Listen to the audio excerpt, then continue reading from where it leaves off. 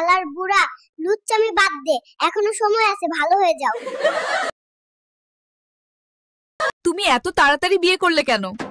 যুগ জামানা বেশি একটা ভালো না, তাই ফরজ কাজ সেরে ফেললাম।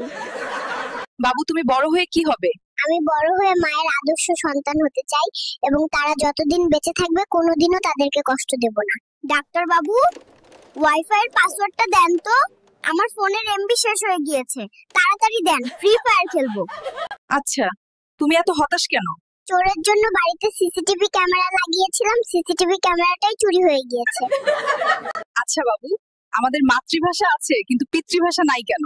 আসলে আমাদের মা এত কথা বলে যে বাবা কথা বলার সুযোগই পায় না।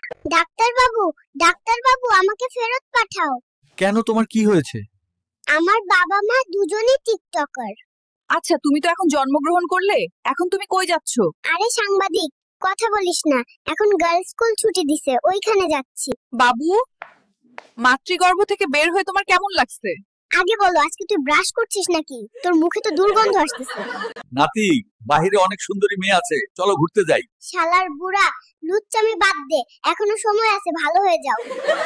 তুমি বিয়ে করবে কবে?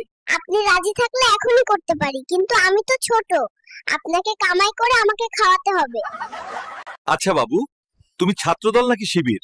আমি না ছাত্রদল না শিবির, আমি শুধু আমার বিবির। আচ্ছা বাবু, তোমরা কয় ভাই বোন? আমরা 3 ভাই বোন, আমি, আমার বাবা আর আমার মা। তুমি বাংলাদেশে কাদের শাসন চাও?